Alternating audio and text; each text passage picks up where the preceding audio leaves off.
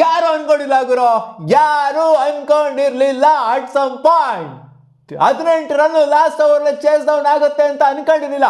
ಇಷ್ಟು ಸ್ಲೋ ಆಗಿ ಆಡ್ತಾ ಇರೋವಂಥವ್ರು ಚೇಸ್ ಡೌನ್ ಮಾಡ್ಬಿಡ್ತಾರ ಗುರು. ಆ್ಯಂಡಿನ್ ಡಿಕ್ಲರ್ಕ್ ಲಾಸ್ಟ್ ಓವರಲ್ಲಿ ಚೇಸ್ ಡೌನ್ ಮಾಡ್ಬಿಡ್ತಾರ. ಯಾಕಂದ್ರೆ ಸ್ಟ್ರೈಕ್ ರೇಟು ಹಂಗಿತ್ತು. ಆ್ಯಂಡಿನ್ ಡಿಕ್ಲರ್ಕ್ ನಿಧಾನಕ್ಕೆ ಆಡ್ತಾ ಇದ್ರು. ನಿಧಾನಕ್ಕೆ ಏನಕ್ಕೆ ಆಡದೆ ಅಂತ ತೋರ್ಸ್ಕೊಂಡು ಕೊಟ್ಬಿಟ್ಟಲ್ಲ ಗುರು ಲಾಸ್ಟಿಗೆ. ಲಾಸ್ಟ್ ಓವರ್ ಯಪ್ಪ ನ್ಯಾಟ್ ಶಿವ್ ಬ್ರ್ಯಾಂಡ್ ಬಂಟಾಗಿ ಹೋಗ್ಬಿಟ್ರು. ಈಗ ನೆಕ್ಸ್ಟ್ ಹೋಗ್ಬಿಟ್ಟು ಮುಂಬೈ ಇಂಡಿಯನ್ಸು ಅವ್ರಿಗೆ ನಗಬೇಕೋ ಹೊಳ್ಬೇಕೋ ಗೊತ್ತಾಗ್ತಿಲ್ಲ. ಒಂದು 6 ಹೊಡಿತಾರೆ. ಆ 6 ಹೊಡೆದಾಗ ನಗ್ತಾ ಇದ್ರು actually Harmanpreet Kaur. In fact bowler ನಗ್ತಾ ಇದ್ರು. ಏನು ಗುರು ಹಿಂಗೆಲ್ಲ ಹೊಡ್ಸ್ಕೊಂತ ಇದ್ದೀವಿ ನಾವು ಅಂತ. ನಾಯಿಗೆ ಹೊಡೆದಂಗೆ ಹೊಡೆದಿದ್ದು ಲಾಸ್ಟ್ ಓವರಲ್ಲಿ.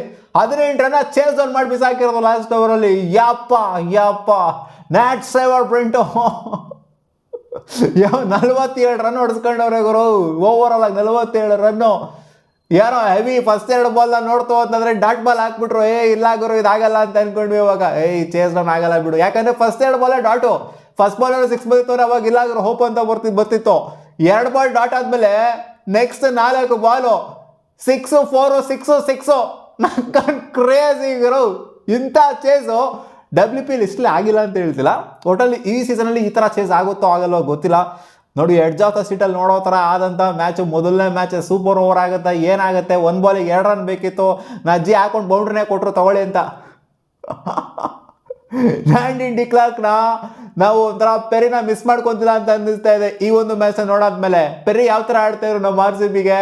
ಬೌಲಿಂಗಲ್ಲೂ ಕಾಂಟ್ರಿಬ್ಯೂಷನು, ಬ್ಯಾಟಿಂಗಲ್ಲೂ ಕಾಂಟ್ರಿಬ್ಯೂಷನು. ಆ್ಯಂಡ್ ಇವರು ಇವತ್ತು ಯಾವ ಥರ ಕಾಂಟ್ರಿಬ್ಯೂಟ್ ಮಾಡಿದ್ರು ಅಂತಂದರೆ ಬೌಲಿಂಗಲ್ಲಿ 4 ವಿಕೆಟು, ಬ್ಯಾಟಿಂಗಲ್ಲಿ half century, match winning contribution.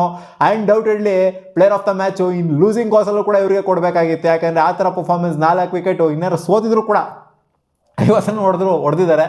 In case RCB ಸೋತಿದ್ರು ಕೂಡ ಇವರಿಗೆ ಕೊಡಬೇಕಾಗಿದೆ. ಆ ಥರ ಒಂದು ಪರ್ಫಾರ್ಮೆನ್ಸ್ನ ಈ ಮ್ಯಾಚಲ್ಲಿ ಕೊಟ್ಟಿದ್ದಾರೆ. ಇನ್ನು ಗೆದ್ದಂಗೆ ಕೊಡ್ದಂಗೆ ಇರ್ತಾರ player of the ಮ್ಯಾಚ್ನ.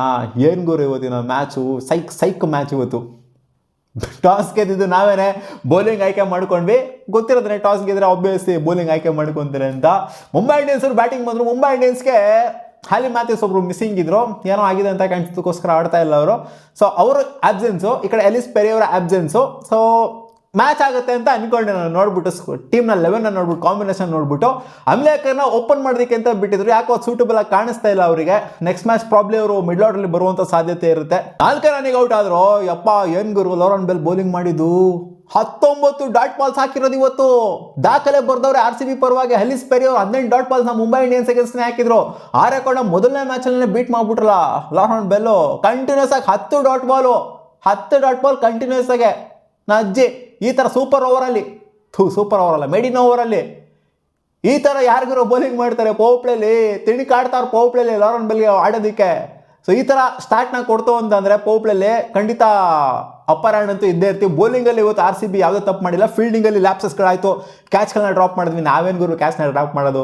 Mumbai Indians ಆ್ಯಂಡಿನ್ ಡಿಕ್ಲರ್ಕ್ catch ಎಷ್ಟು ಬಿಟ್ರು ಗುರು ಕ್ಯಾಚ್ಗಳನ್ನ. ಇಟ್ಟಾಡ್ಸ್ಕೊಂಡ್ಬಿಟ್ಟವ್ರೆ ಕ್ಯಾಚ್ನ ಇವತ್ತು ಮುಂಬೈ ಇಂಡಿಯನ್ಸು. ನಾವು ಸಜನ್ ಅವ್ರ ಕ್ಯಾಚ್ನ ಒಂದೆರಡು ಡ್ರಾಪ್ ಮಾಡಿದ್ದೀವಿ. ಹೌದು ಅದು ಕಾಸ್ಟ್ಲಿ ಆಯಿತು. ಬಟ್ ಇವ್ರು ಬಿಟ್ಟಂಥ ಕ್ಯಾಚ್ ಎಂಥ ಕಾಸ್ಟ್ಲಿ ಆಗಿದ್ದು. ಅಲ್ಲಿ 2 ಕ್ಯಾಚಲ್ಲಿ ಲಾಸ್ಟ್ 2 ಓವರಲ್ಲೇ 2 ಕ್ಯಾಚ್ನ ಬಿಟ್ಟಿದ್ದಾರೆ. ಅಲ್ಲಿ ರನ್ಔಟ್ ಆಪರ್ಚುನಿಟಿ ಬಿಟ್ಟಿದ್ದಾರೆ. ಆ ವಿಕೆಟ್ ಕೀಪರ್ ತಂಗ್ಲಿಟ್ಟು ತಿನ್ಬಿಟ್ಟು ಹೋಗಿ ಮಲ್ಕೋಬೇಕಷ್ಟೇ ವಿಕೆಟ್ ಕೀಪರಲ್ಲಿ ಮುಂಬೈ ಇಂಡಿಯನ್ಸ್ ಅವರು.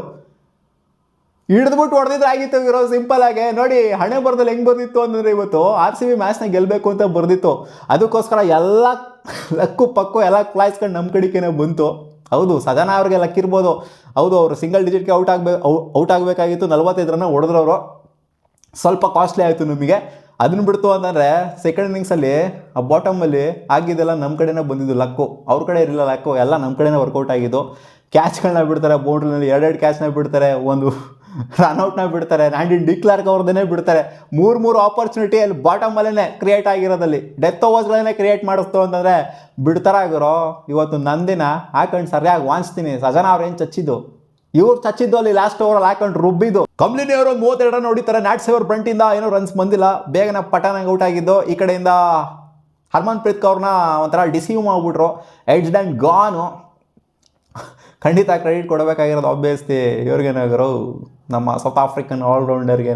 ಯಾಕಂದರೆ ಲೈನಾಗಿ ವಿಕೆಟ್ಗಳನ್ನ ಬ್ಯಾಕ್ ಟು ಬ್ಯಾಕ್ ವಿಕೆಟ್ಸ್ಗಳನ್ನ ಪಾಟ್ ಅಂತ ಒಂದೊಂದೇ ಓವರಲ್ಲಿ 2 ವಿಕೆಟು ಎತ್ತಿದ್ದು.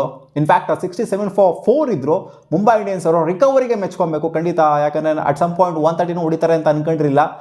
ಇವರ ನಿಕೋಲಾ ಜೊತೆಗೆ ಸಜನಾ ಅವರ ಒಂದು ಕಾಂಟ್ರಿಬ್ಯೂಷನ್ ಏನಿದೆ, ಆಲ್ಮೋಸ್ಟ್ ಎಷ್ಟು 70+ ರನ್ಸ್ ಕಾಂಟ್ರಿಬ್ಯೂಷನ್ ಬಂದಿದ್ದು ಅವರ ಬ್ಯಾಟಿಂದ. ಅಂದರೆ ಪಾರ್ಟ್ನರ್ಶಿಪ್ ಬಿಲ್ಡ್ ಆಗಿದ್ದು ಆ 5th ವಿಕೆಟ್ ಪಾರ್ಟ್ನರ್ಶಿಪ್ಪಿಂದನೇ ಇವರು ರಿಕವರಿನ ತಗೊಂಡಿದ್ದು. ಇಲ್ಲ ಅಂತಂದರೆ ಅಲ್ಲಿ ಸಜನಾ ಅವ್ರು ಕ್ಯಾಚನ್ನು ಹಿಡ್ದು ಹಾಕೊಂಡ್ಬಿಟ್ಟಿತ್ತು ಅಂದರೆ ಖಂಡಿತ ಅವರು 130 ಕೂಡ ಹೊಡಿತಿಲ್ಲ, 120 ಕೂಡ ಹೊಡಿತಿರಲ್ಲ. ಬೇಗ ಪಟ ಪಟ ಪಟ ಪಟ ಪಟ ಅಂತ ಎಲ್ಲ ವಿಕೆಟ್ಸ್ಗಳೆಲ್ಲ ಹಂಗೆ ಲ್ಯಾಪ್ಸ್ ಆಗೋಗ್ಬಿಟ್ರು. ಮೆಚ್ಕೊಬೇಕಾಗಿರೋ ಲಾರೆನ್ ಬೆಲ್ ಅವರ ಬೌಲಿಂಗ್ ಪರ್ಫಾರ್ಮೆನ್ಸ್, ಯಾಕಂದರೆ ರನ್ನೇ ಕೊಟ್ಟಿಲ್ಲ ಇವತ್ತವರು. ಜೊತೆಗೆ ನಮ್ಮ all rounder Andy de Klerk, South African all rounder ಯಾವ ಥರ ಕಾಪಾಡೋರು ಅಂದರೆ AB de Villiers ಹೆಂಗೆ ಕಾಪಾಡ್ತಿದ್ರೋ ಈ ಸೌತ್ ಆಫ್ರಿಕನ್ ಹೆಂಗೆ ಕಾಪಾಡ್ತಿದ್ರು ನಮ್ಮ RCBನ, ಅದೇ ರೀತಿ ಈ ಸೌತ್ ಆಫ್ರಿಕನ್ನು ಕೂಡ ಇವತ್ತು RCBನ ಕಾಪಾಡ್ಬಿಟ್ಟಿದ್ದಾರೆ. ಅದು ಬೌಲಿಂಗಲ್ಲಾದರೂ ಸರಿ, ಬ್ಯಾಟಿಂಗಲ್ಲಾದರೂ ಸರಿ. ಬೌಲಿಂಗಲ್ಲಿ 4 ವಿಕೆಟ್ ಐತೆ.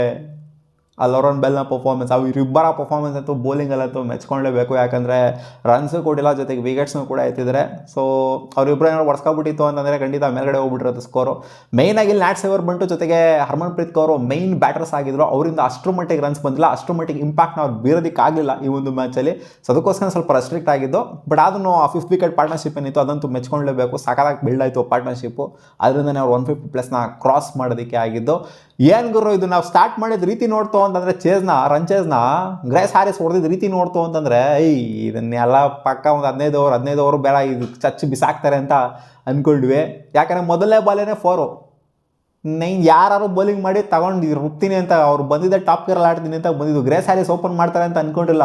ಇನ್ಫ್ಯಾಕ್ಟ್ ಜಾರ್ಜಿಯಾ ವಾಲ್ ಓಪನ್ ಮಾಡ್ಬೋದು ಅಂತ ಅಂದ್ಕೊಂಡಿದ್ವಿ ನಾವು. ಬಟ್ ಗ್ರೇಸ್ ಹ್ಯಾರಿಸ್ಗೆಲ್ಲೇ ಓಪನ್ ಮಾಡಿಸೋದು ಚೆನ್ನಾಗಿ ಆ್ಯಕ್ಚುಲಿ ಒಳ್ಳೆ ಕಿಕ್ ಸ್ಟಾರ್ಟ್ ಸಿಕ್ತು ಸ್ಮೃತಿ ಮಂದನ ಅವರ ಜೊತೆಗೆ. ಬಟ್ ವಿಕೆಟ್ಸ್ನ ಪಟ್ ಅನ್ನಂಗೆ ಕಳ್ಕೊಂಡ್ರು. ಬ್ಯಾಕ್ ಟು ಬ್ಯಾಕ್ ವಿಕೆಟ್ಸ್ ಅದನ್ನು ಕೂಡ. ಹೇಮ್ಲತಾ ನಂಬರ್ 3 ಅವರು ಪಟ್ಟನಂಗೆ ಔಟ್ ಆಗಿಬಿಡೋದ.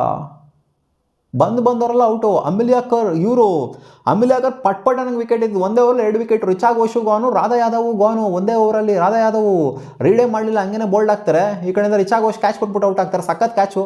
ಹಂಗೆ ನೋಡೋಕೆ ಹೋಗ್ತಾವೆ ನಿಕೋಲಾ ಅವರು ಇರ್ತಿದ್ದು ಬೌಂಡ್ರಿನಲ್ಲಿ. ಸೊ ಇವರಿಬ್ಬರು ಒಂದೇ ಓವರ್ ಔಟ್ ಆಗ್ತಿದ್ದಂಗೆ ಅಲ್ಲಿ 5 ಡೌನ್ ಆಗೋಗ್ಬಿಡ್ತು RCB. ಏನು ಗುರು ಇದು ಕತೆ ಹಿಂಗಾಗೋಗ್ಬಿಡ್ತು, ಸೀನು ನೆಟ್ಕಾಗೋಗ್ಬಿಡ್ತಲ್ಲ. ಇದು ಚೇಸ್ ಡೌನ್ ಆಗುತ್ತಾ? ಒಂದೆಂಡಲ್ಲಿ ನಿಂತ್ಕೊಂಡವ್ರೆ ಇವರು ಆ್ಯಂಡಿ ಡಿಕ್ಲರ್ಕು, ಇನ್ನೊಂದೆರಡಲ್ಲಿ ಎಲ್ಲ ಪಟ ಪಟ ಪಟ ಅನ್ನಂಗೆ ಹೋಯ್ತಾವ್ರೆ. ಏನು ಗುರು ಇದು ಕತೆ ಅಂತ ಅಂದ್ಕೊಂಡ್ರೆ ಆ್ಯಂಡಿ ಡಿಕ್ಲರ್ಕ್ ಲಾಸ್ಟ್ವರೆಗೂ ಅವ್ರು ಒಬ್ಬರು ಮಾತ್ರ ನಿಂತ್ಕೊಂಡಿದ್ರು. ಅವ್ರು ಸುತ್ತಮುತ್ತ ಬಂದವರೆಲ್ಲ ಹಂಗೆ ಹಿಂಗೆ. ಇನ್ಫ್ಯಾಕ್ಟ್ ಇವ್ರನ್ನ ಮೆಚ್ಕೊಬೇಕು ಗುರು, ಅರುಂಧತಿ ರೆಡ್ಡಿ ಅವ್ರನ್ನ. ಅವರು ಕೂಡ ಒಂದು 20 ರನ್ ಕಾಂಟ್ರಿಬ್ಯೂಟ್ ಮಾಡಿದರೆ. ಜಾಸ್ತಿ ಬಾಲ್ಸ್ ತೊಗೊಂಡಿರ್ಬೋದು, ಅಂದರೆ ರನ್ನೇ ಬಾಲ್ ಆಡಿರ್ಬೋದು. ಬಟ್ ಆ ಟೈಮಲ್ಲಿ ನಿಂತ್ಕೊಂಡು ಆಡಬೇಕಾಗಿತ್ತು. ಶ್ರೇಯಾಂಕ ಪಾಟೀಲ್ ಅವರು ಔಟ್ ಆದ ನಂತರ 6 ಹೊಡೆಯೋಕೆ ಹೋಗಿದ್ರು. ಇನ್ಫ್ಯಾಕ್ಟ್ ಅರುಂಧತಿ ರೆಡ್ಡಿ ಅವರು ಕೂಡ ಬೌಂಡ್ರಿನಲ್ಲಿ ಔಟ್ ಆಗಿದ್ದು. ಏನಾದ್ರು ಆ ಕಡೆ ಈ ಕಡೆ ಹೋಗಿತ್ತು ಅಂದರೆ ಖಂಡಿತ ಅದು 6 ಹೋಗಿರೋದು. ಅವ್ರನ್ನಂತೂ ಮೆಚ್ಕೊಳ್ಳೇಬೇಕು. ಶ್ರೇಯಾಂಕ ಪಾಟೀಲ್ ಬಂದ್ಬಿಟ್ಟು ಬೋಲ್ಡ್ ಆಗ್ತಾರೆ ಸೈಡಲ್ಲಿ. ಇನ್ನೇನು ಒಂಥರ ಒಂದೇ ಒಂದು ಏನು ಹೇಳ್ತಾರೆ, ಅದೊಂದು ನೂಲು ಈ ಕಡೆ ಎಡ್ಜಾಗಿ. ಇನ್ಫ್ಯಾಕ್ಟ್ ಆ ಕೀಪರ್ಗೆ ಗೊತ್ತಾಗಿಲ್ಲ ಅದು ಬೋಲ್ಡ್ ಆಗಿರೋದು, ಆ ಥರ ಬೋಲ್ಡ್ ಆಗಿರೋದು. ಆಮೇಲೆ ಥರ್ಡ್ ಅಂಪೈರ್ ವೆರಿಫೈ ಮಾಡಾದ್ಮೇಲೆ ಗೊತ್ತಾಗಿರೋದು ಬೋಲ್ಡ್ ಆಗಿದೆ ಅಂತ. ಏನೋ ಮಾಡೋಕ್ಕಾಗಲ್ಲ. ನಮ್ಮ ಟಗರ್ಪುಟ್ಟಿ ಶ್ರೇಯಾಂಕ ಪಾಟೀಲ್ನ ನೆಕ್ಸ್ಟ್ ಮ್ಯಾಚ್ ನೋಡಬೇಕಾಗುತ್ತೆ. ಬೌಲಿಂಗಲ್ಲೂ ಬೇರೆ ಒಂದು ವಿಕೆಟ್ನ ತೆಗೆದಿದ್ದಾರೆ. ಆ್ಯಂಡ್ ಲಾಸ್ಟಲ್ಲಿ ಬಂದ್ರಲ್ಲಪ್ಪ ಪ್ರೇಮ ರಾವತ್ ಅವರು 2 4 ಹೊಡೆದ್ರು, 8 ರನ್ ಹೊಡೆದಿದ್ದಾರೆ. ಅವ್ರ ಕಾಂಟ್ರಿಬ್ಯೂಷನ್ ಕೂಡ ಮೆಚ್ಕೊಬೇಕು. ಅವ್ರೇನಾದ್ರು ಅಲ್ಲಿ ಆ ಥರ ಆಡಿಲ್ಲ ಅಂತಂದರೆ, 4 ಬಂದಿಲ್ಲ ಅಂತಂದರೆ ಖಂಡಿತ ಇದು ಚೇಸ್ ಅವ್ನು ಆಗ್ತಿರಲಿಲ್ಲ. ಪ್ರೇಮ ರಾವತ್ ಅವ್ರ ಬ್ಯಾಟಿಂದ ಬಂದಂಥ ಬೌಂಡ್ರಿಗಳನ್ನ ಮರೆಯೋಂಗಿಲ್ಲ. ಯಾಕಂದರೆ ಅಲ್ಲಿ ಕ್ರೂಷಿಯಲ್ ಆಗಿತ್ತು. ಆ ಟೈಮಲ್ಲಿ ಬಂದು ಅಗ್ರೆಸಿವ್ ಆಗಿ ಅಪ್ರೋಚ್ನ ತೋರಿಸುವಂಥದ್ದು. ನಾವೇನಪ್ಪ ಇದು ಬ್ಯಾಟಿಂಗ್ಗೆ ಓಪನ್ ಅಪ್ ಆಗೋಗ್ಬಿಡ್ತು, ಆ್ಯಂಡಿ ಡಿಕ್ಲರ್ಕ್ ಕೊಂಡಲ್ಲಿ ನಿಂತ್ಕೊಂಡವ್ರೆ, ಇನ್ನು ಯಾರು ಆಡೋರು ಇಲ್ವಲ್ಲ ಇಲ್ಲಿ ಗತಿ ಅನ್ನೋ ಥರ ಅಂದ್ಕೊಂಡಂಥ ಟೈಮಲ್ಲಿ ಪ್ರೇಮ ರಾವತ್ ಅವ್ರು ಬಂದ್ಬಿಟ್ಟು ಬಾಟಮಲ್ಲಿ ಗುದ್ದು ಥರ ಹಾಕ್ಕೊಂಡು, ಅದಾದಮೇಲೆ ಗೊತ್ತಲ್ಲ ಲಾಸ್ಟ್ ಓವರಲ್ಲಿ ಏನಾಯಿತು ಅಂತ. ಶಿವ ಅನ್ನಿಸ್ಬಿಟ್ರು ಹಂಗೇನೇನೆ ಅಲ್ಲಿ. ನ್ಯಾಟ್ ಸೇವರ್ ಬ್ರೆಂಟು ಇವತ್ತು ನಿದ್ದೆ ಮಾಡಲ್ಲ. ನ್ಯಾಟ್ ಸೇವರ್ ಬ್ರೆಂಟು ಏನು ಗುರು ಹಿಂಗೆಲ್ಲ ಚಚ್ಚಿಸ್ಕೊಂಬಿಟ್ಟಲ್ಲ ನಾನು ಲಾಸ್ಟ್ ಓವರಲ್ಲಿ.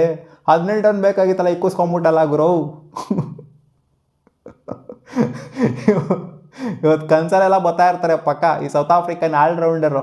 ನಮ್ಮ RCB ಆಪತ್ತು ಬಾಂಧವ್ಯ ಅಂತ ಹೇಳ್ಬೋದು ಈ ಮ್ಯಾಚಲ್ಲಿ. ಬಿಡಿ ನಮ್ಮ ಮನ್ಸನ್ನ ಯಾವ ಥರ ಗೆಲ್ತಾ ಇದ್ರೋ ಅದೇ ರೀತಿ ಆ್ಯಂಡಿ ಡಿಕ್ಲರ್ಕ್ ಇವತ್ತು ಮೊದಲನೇ ಮ್ಯಾಚಲ್ಲಿ, ಅದು RCB ಆಡಿದಂಥ ಮೊದಲನೇ ಮ್ಯಾಚಲ್ಲೇ ಈ ಥರ ಮನ್ಸನ್ನ ಗೆದ್ಬಿಟ್ಟವ್ರೆ. ನಿಮಗೆ ಹಾನೆಸ್ಟಾಗಿ ಏನು ಅನಿಸ್ತು ಇವತ್ತಿನ ಮ್ಯಾಚು? ಫಸ್ಟ್ 2 ಬಾಲು ಡಾಟ್ ಆದಮೇಲೆ ಫೈನಲ್ ಓವರಲ್ಲಿ ಇದು ಚೇಸ್ ಡೌನ್ ಆಗುತ್ತೆ. 4 ಬಾಲ್ಗೆ 18 ರನ್ ಬೇಕಾಗಿತ್ತು, ಚೇಸ್ ಡೌನ್ ಆಗುತ್ತೆ ಅಂತ ಅನ್ನಿಸುತ್ತಾ ನಿಮಗೆ? ಅನಿಸಿರ್ಲಿಲ್ವಾ? ಕಾಮೆಂಟ್ ಸೆಕ್ಷನಲ್ಲಿ ಹಾಕಿ. ಖಂಡಿತ ಆಲ್ಮೋಸ್ಟ್ 90% ಯಾರಿಗೂ ಕೂಡ ಅನಿಸಿರೋದಿಲ್ಲ 4 ಬಾಲ್ಗೆ 18 ರನ್ ಬೇಕು ಅಂತ ಅಂದಾಗ ಚೇಸ್ ಡೌನ್ ಆಗುತ್ತೆ ಇದು ಅಂತ. ಕಾಮೆಂಟ್ ಸೆಕ್ಷನಲ್ಲಿ ಹಾಕಿ. ಮತ್ತೆ ಸಿಗೋಣ ಮುಂದೆ ನೋಡಿದ್ರಿ ಗಾಯ್ಸ್.